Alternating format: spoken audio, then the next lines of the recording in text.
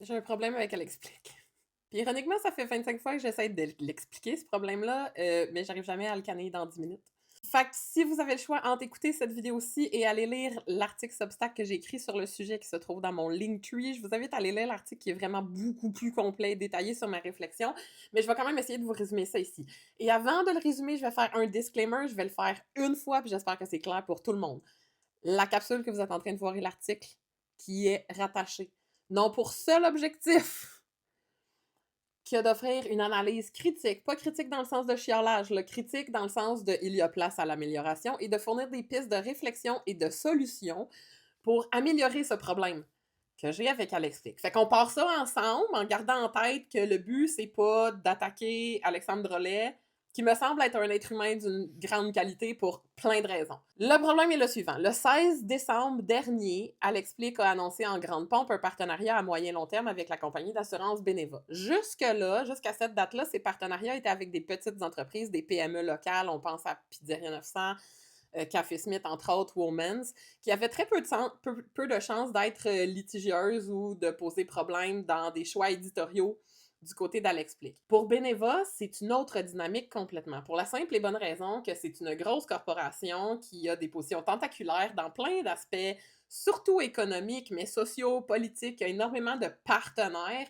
et qui a énormément de pouvoir et d'influence dans les structures organisationnelles de la société québécoise. C'est la première compagnie d'assurance au Québec en positionnement là, autour de l'assurance collective avec 27% des parts de marché. C'est une compagnie qui a des actifs de 25,2 milliards de dollars, OK? C'est une grosse compagnie qui a beaucoup de pouvoir. Et quand on crée une entente partenariale avec un client de cette envergure-là, qui vient avec des milliers de dollars, là, qui vient avec une grosse compensation, on peut supposer, donc c'est difficile de dire non à ça, évidemment, pour tout le monde. Mais dans ces contrats-là, de manière implicite ou explicite, ça vient avec l'idée qu'on ne peut pas parler négativement de ce client-là. Tout le monde est au courant de ça, pas tellement de surprise. Il y a aussi dans ces contrats-là habituellement des clauses d'exclusivité qui préviennent l'éventualité où Elle explique aurait besoin de parler d'un concurrent de Beneva. Donc Elle explique n'est pas libre de parler d'un concurrent, surtout pas positivement en fait. Ce que ça veut dire in the great scheme of things, c'est que depuis le 16 décembre dernier, quand Elle explique parle positivement de Beneva, on peut pas faire 100% confiance parce que c'est motivé par un chèque en arrière. Quand Elle explique parlera potentiellement en mal de compétiteurs de Beneva à supposer qu'elle puisse se le permettre, on pourra pas non plus faire 100% confiance à ça.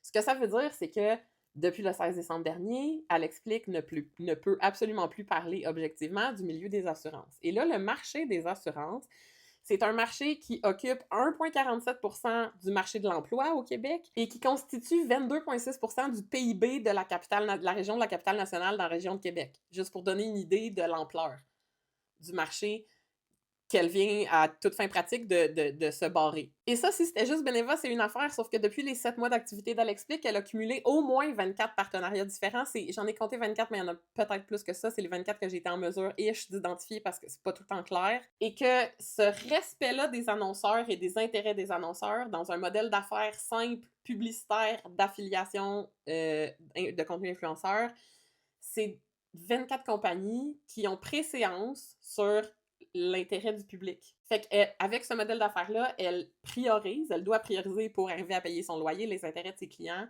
qui sont des annonceurs, et non pas les intérêts du public. Ça commence à faire beaucoup de secteurs auxquels elle doit faire vraiment beaucoup attention sur ce qu'elle dit. Maintenant, ce modèle d'affaires-là, il serait pas si problématique si elle était une influenceuse lifestyle traditionnelle. Elle n'aurait pas tant de comptes à rendre à personne, sauf qu'elle explique maintient depuis jour 1 une grande ambiguïté sur le fait qu'elle est journaliste ou pas, comme en témoigne cet extrait. Pas encore, il y a quelques jours, j'ai donné une entrevue à la presse où on me demandait est-ce que tu te considères comme étant journaliste? Puis je suis comme, ben ça dépend avec qui je suis. Ça dépend vraiment avec qui je suis. Si je suis avec une gang de journalistes, dans un festival de journalisme où on se questionne sur notre démocratie puis qu'on se pose des grosses questions, ben non, là, je vais pas essayer de me battre puis de dire « Ouais, moi, je suis journaliste » parce que je sais que j'ai enfreint certaines règles cette année en faisant des partenariats avec des marques. Et cette ambiguïté-là sur le titre de journaliste vient aussi créer une ambiguïté sur le fait qu'elle adhère ou pas au code déontologique des journalistes du Québec, qui est le code déontologique du Conseil de presse, en fait, qui contient une clause que je vais afficher à l'écran, qui spécifie en fait qu'un journaliste ne peut pas prioriser ses intérêts personnels, idéologiques ou économiques ou d'autres natures par-dessus les intérêts du grand public. Le but du journalisme, c'est de servir le public en faisant émerger de l'information qui n'était pas au grand jour avant, et ça implique de rendre public des informations qui sont risquées, qui sont complexes, qui peuvent mettre du monde dans marde, et qui, par extension, peuvent mettre les journalistes dans marde. Fait que ce code déontologique-là est non seulement là pour protéger les journalistes avec tous les modes d'opération auxquels et tous les processus auxquels ils doivent se soumettre, mais c'est aussi là pour protéger le public. Ce qui nous amène à la dernière portion du problème que j'ai avec Elle explique, qui est un peu le nœud du problème. C'est-à-dire que le vrai problème, c'est pas l'ambiguïté au niveau du journaliste, c'est le modèle d'affaires qu'elle a choisi, qui est, comme j'expliquais tantôt, un modèle basé dans la vaste majorité des revenus sur des partenariats d'annonceurs. Elle en parle d'une manière, je vais vous montrer un extrait, là, mais elle en parle comme si c'était la seule option. Ou la meilleure, mais je sais pas trop pour qui c'était la meilleure. C'est le moins pire des modèles d'affaires que j'ai trouvé. C'est ta façon de te faire payer aussi? Je vais dire qu'il n'est pas parfait, ce modèle-là. Il n'est pas parfait du tout. C'est le moins pire des modèles pour pouvoir aller rejoindre le plus gros public que je vais aller chercher. Dans la mesure où il y a d'autres options de modèles d'affaires, entre autres, on peut regarder du côté des médias, des journaux indépendants. Je vais prendre l'exemple de The Rover, qui est un journal indépendant montréalais, qui a un modèle d'affaires mixte, donc pas seulement annonceur. En fait, 80% des revenus de The Rover viennent de dons de la communauté de The Rover. Fait que c'est même pas par abonnement, là, c'est juste des gens qui font des dons pour que The Rover puisse continuer ses activités. Puis il y a 20% qui vient de produits d'annonceurs. Et quand on va sur le site de The Rover, c'est clairement indiqué que tous les annonceurs ne peuvent pas annoncer sur The Rover. Il y a certains critères. Mais c'est pas indiqué les critères. Fait que quand j'ai lu ça, j'ai inboxé direct Christopher Curtis, qui est le rédacteur en chef de The Rover. Puis j'ai dit, c'est quoi vos critères? Et il m'a appelé via Instagram, immédiatement, pour m'expliquer tous les petits détails entourant ma question, et je peux juste les féliciter, cette espèce de proactivité-là dans la transparence de l'exercice, je trouve ça absolument louable, et il m'a expliqué qu'il n'accepte pas des contrats d'annonceurs, de compagnies d'assurance, ni de compagnies automobiles. Il m'en a nommé 2, mais je pense qu'il y en a plein d'autres. Et le fait d'avoir cette politique-là vient légitimiser l'exercice. Il m'a aussi expliqué que les annonceurs ne sponsorisent pas du contenu spécifiquement, mais passe par une agence marketing qui va afficher sur le site web. Donc, l'annonceur n'est jamais en contact avec le journaliste. Il y a vraiment un filtre au niveau du média puis de la compagnie marketing. Ce qui assure, dans une certaine mesure non négligeable, la rigueur et l'intégrité journalistique de The Rover.